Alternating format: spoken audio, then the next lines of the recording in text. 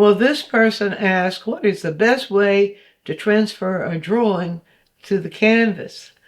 I'll make this as pain-free as possible for you.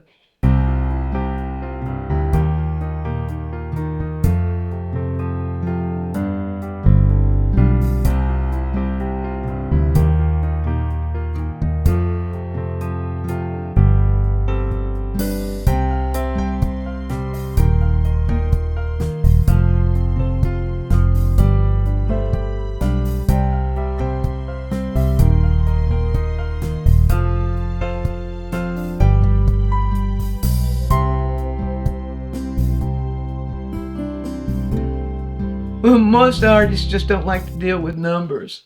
So I will try to create a little exercise for you here that involves some numbers, but maybe you can deal with it, because if you have a drawing that you want to transfer, a drawing or a smaller painting that you want to transfer to a larger canvas, you do have to deal with numbers just a little bit.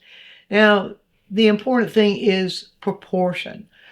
Whatever size or whatever proportion, it doesn't matter about the size. It can be, this size can be very, very small and go up to a wall size if you have the proportions the same.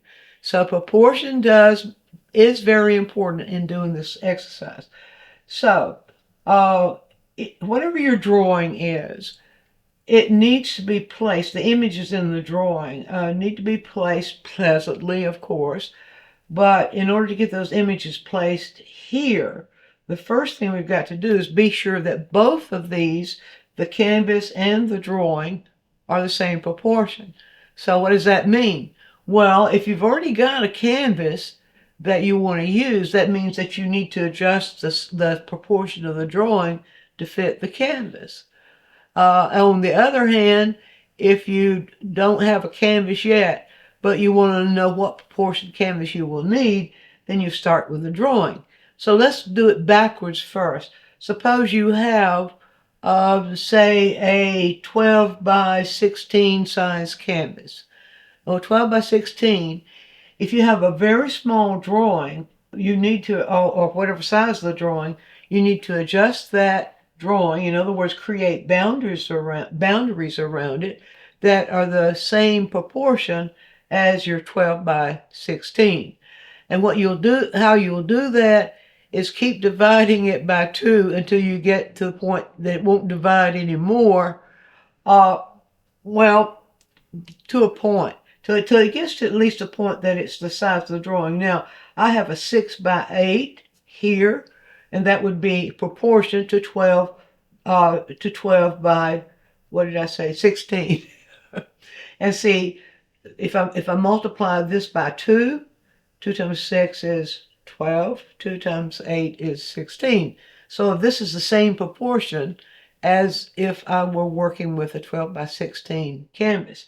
So when I say get it down to the smallest number that will fit or that will create a good placement for your drawing, this would be 3 by 4.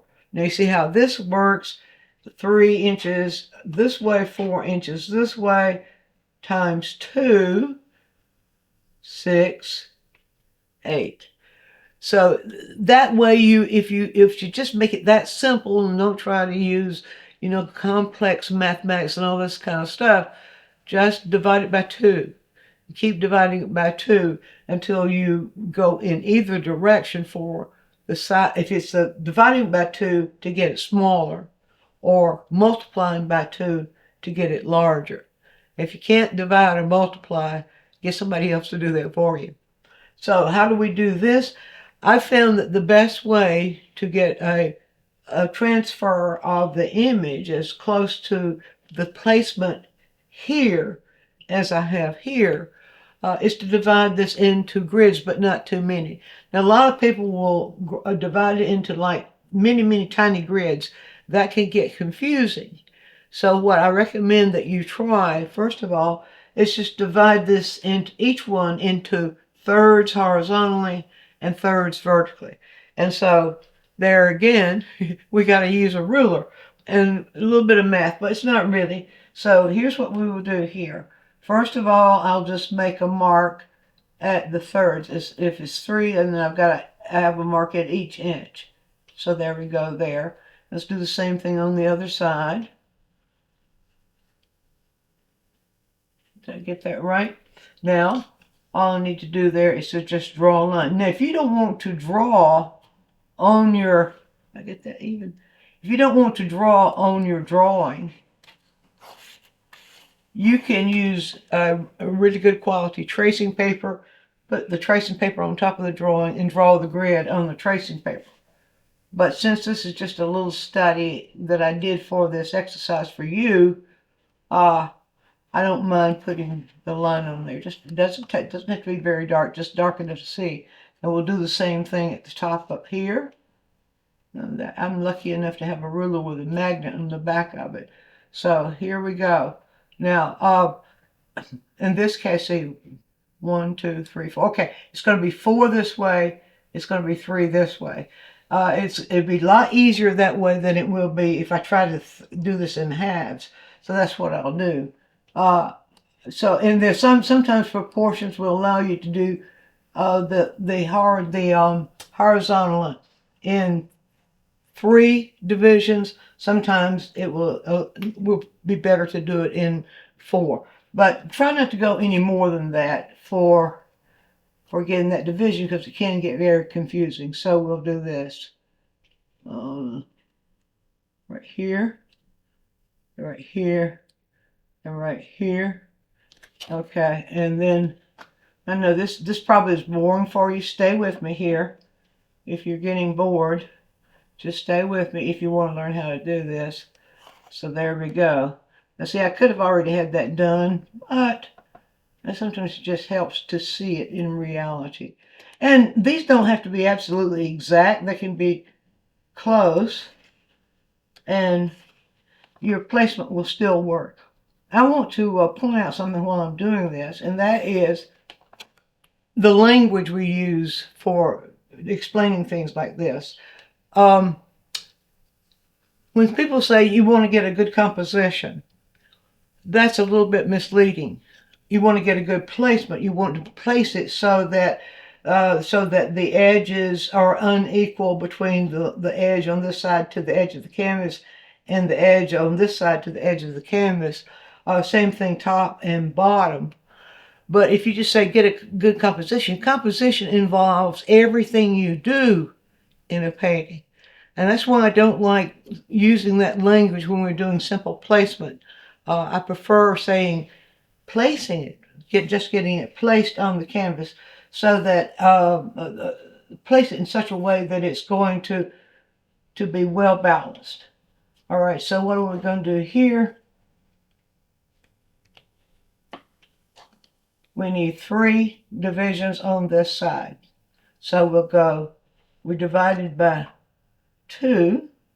So we'll go 2 and 2 right here.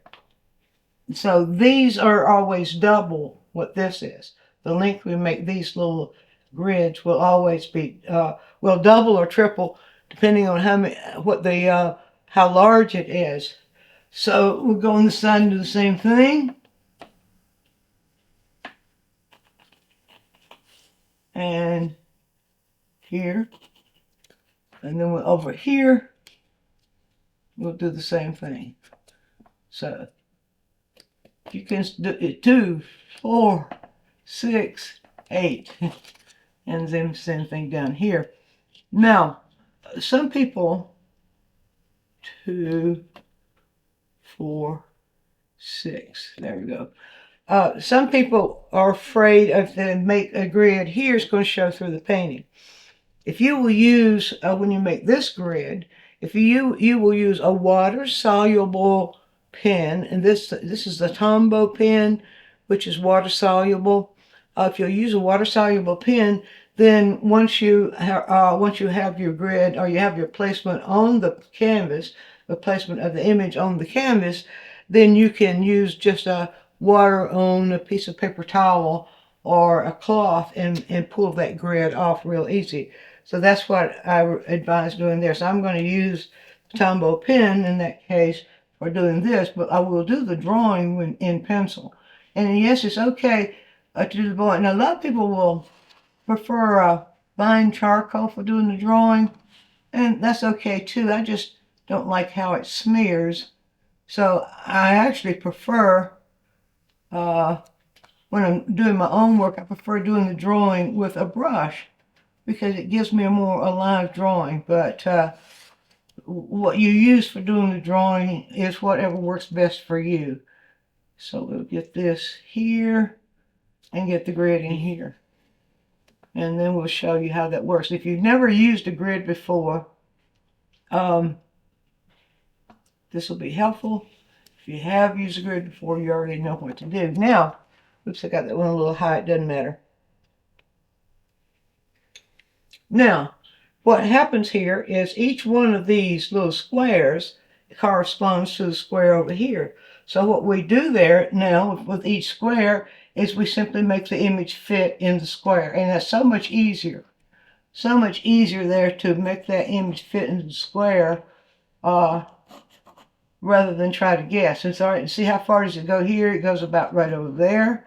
And then it goes up there.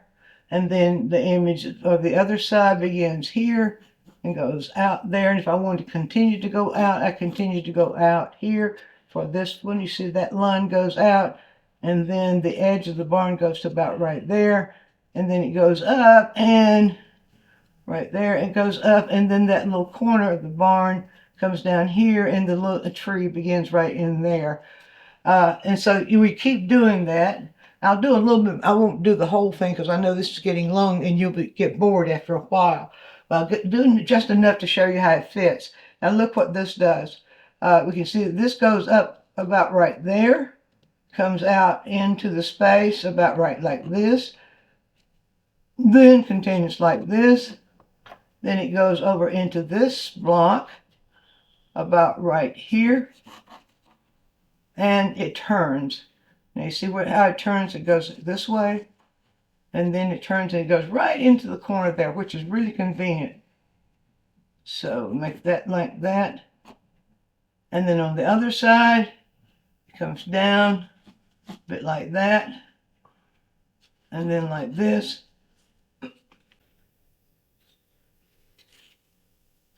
And then it goes out down like that. I think I might have a straight line there, like that. And then you can come over here. And we're really convenient that time, you see, because the top of the barn happens to be right on that grid line.